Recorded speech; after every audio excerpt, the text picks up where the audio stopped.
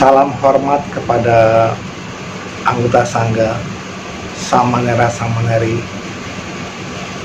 Romo Ramani, para pandita dan Dharma Duta, upasaka upasika yang berbahagia. Pada kesempatan kali ini, saya ingin mengupas ayat dari kitab suci Dhammapada, khususnya bab ke-15. Bapak Ibu Sobat Muda yang berbahagia, pada umumnya kita manusia selalu ingin berbahagia, ingin hidup berbahagia. Tentu saja bahagia itu sepertinya banyak definisi, banyak pengertian, banyak istilah-istilahnya. Namun pada kesempatan ini coba saya kupas dari kitab suci Dhammapada bagian Sukawaga, kebahagiaan. Dalam syair 197 Sang Buddha mengatakan demikian: sungguh bahagia jika kita hidup tanpa membenci di antara orang-orang yang membenci. Di antara orang-orang yang membenci, kita hidup tanpa membenci. Sepertinya sebuah hayalan. Kita bisa hidup bahagia tanpa membenci di tengah orang-orang yang membenci. Ya, sebuah sikap hidup yang memang berat, tetapi harus kita coba, harus kita jalankan. Kenapa Bapak Ibu Saudara yang berbahagia? Kita bisa merubah hati kita, bagaimana pandangan kita terhadap orang-orang di sekitar kita. Ketika mereka membenci, kita atasi, kita hadapi dengan tidak membenci. Loh, kenapa? Karena saat membenci itu sudah mengkondisikan batin tidak bahagia. Bila orang-orang tidak bahagia dengan kebenciannya, apakah kita harus mengkondisikan batin yang sama tidak bahagia? Jangan. Tetapi kita kembangkan sifat cinta kasih agar kita bisa memperoleh kebahagiaan, bebas dari kebencian. Tebarkan, semoga saya berbahagia, bebas dari kebencian, bebas dari kesukaran. Semoga saya dapat mempertahankan kebahagiaan dalam diri saya, ya. Yang pertama.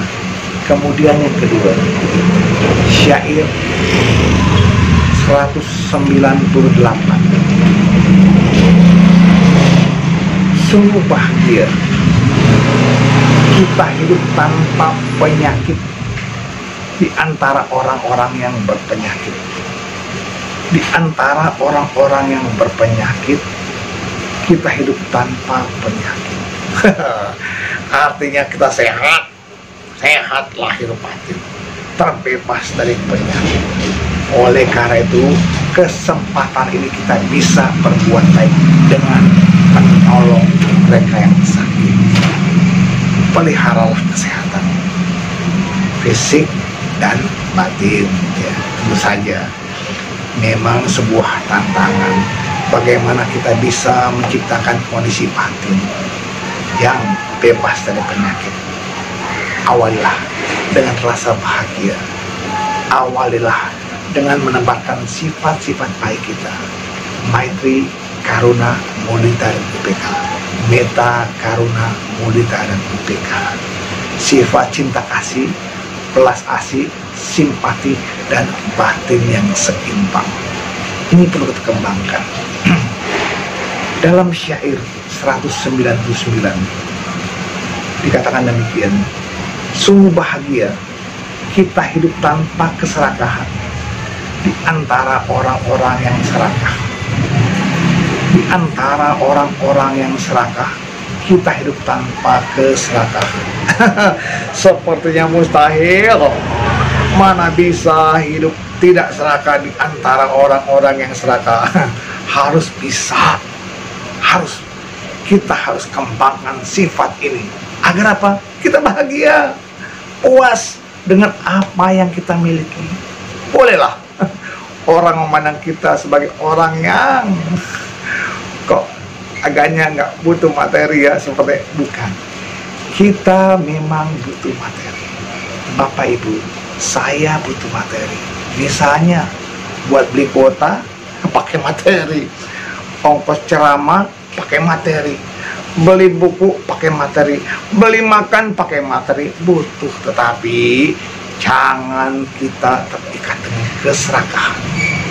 Kalau ditanya berapa puasnya kita dengan materi yang kita miliki, tak pernah habis, tak pernah ada kata puas. Tetapi belajarlah puas dengan apa yang bisa kita miliki. Bapak Ibu Saudara, bagaimana bila kita makan berlebihan? Akan sakit, rasanya tidak enak, jalan dengan perut yang kekenyangan, tidak nyaman. Oleh karena itu, puaslah dengan apa yang sudah kita miliki. Kemudian, Bapak Ibu yang berbahagia, pada syair 200 dikatakan demikian, sungguh bahagia hidup kita ini apabila sudah tak terikat lagi dengan rasa ingin memiliki. Kita akan hidup dengan bahagia bagaikan dewa-dewa di alam cemerlang. Bebas dari rasa untuk memiliki. Kita boleh punya sesuatu, tetapi bukan untuk kita genggam sebagai milik kita. Handphone yang kita miliki, kita nggak bisa genggam sebagai milik kita. Kenapa? Dia bisa rusak. Bahkan jasmani yang kita miliki, dia akan berubah. Jasmani ini bukan milikku, dia ada karena proses. Rambut beruban, mata akhirnya harus berkacamata, gigi harus tanggal satu persatu. Tubuh yang kekar akan jadi loyo. Karenanya ketika perubahan itu jalan dan kita alami, bersikap tenanglah. Karena apa? Itu adalah perubahan yang pasti. Setelah melihat uraian-uraian kebahagiaan di atas, haruskah kita mengabaikan kebahagiaan yang juga diharapkan orang lain? Tentu tidak. Kebahagiaan yang kita miliki juga merupakan bagian kebahagiaan orang lain.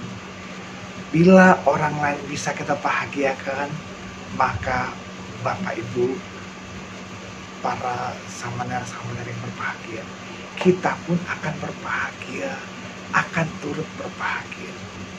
Ketika para biku berceramah, ketika para samanar-samanar berceramah, ketika para dai kita berceramah, umat yang mendengarkan pun turut berbahagia.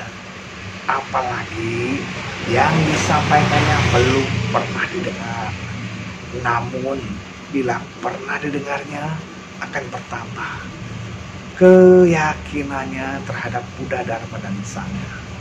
Inilah kebahagiaan itu akhirnya kita kembangkan sedikit demi sedikit, kebahagiaannya menjadi banyak. Nah, dalam syair 201 dikatakan demikian, kemenangan menimbulkan kebencian, dan yang kalah hidup dalam penderitaan. Setelah dapat melepaskan diri dari kemenangan dan kekalahan, orang yang penuh damai akan hidup bahagia. Bapak Ibu, sobat muda yang berbahagia, sungguh sebuah kondisi yang sulit kita bayangkan kalau kita itu kalah dalam sebuah pemilihan.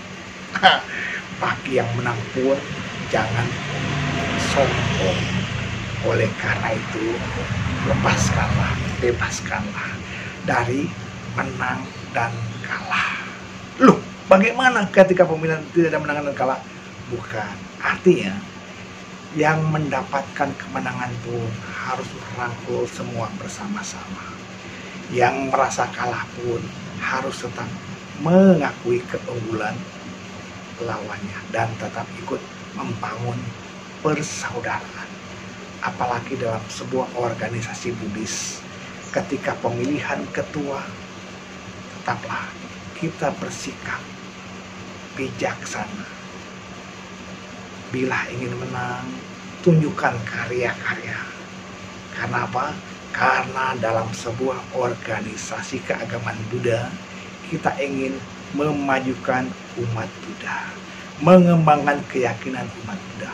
Bukan masalah menang atau kalah, namun programnya adalah untuk meningkatkan kesejahteraan, baik kepada para panditanya, kepada umatnya, dan kepada institusi agama Buddha tersebut. Ayo, kita tunjukkan karya. Saya pasti bisa, Anda bisa. Kita bersama-sama bisa merangkul dalam kebersamaan. Semoga uraian singkat tentang kebahagiaan ini bisa membawa pencerahan kepada kita semua. Semoga semua makhluk hidup berbahagia. Sadhu, sadhu, sadhu.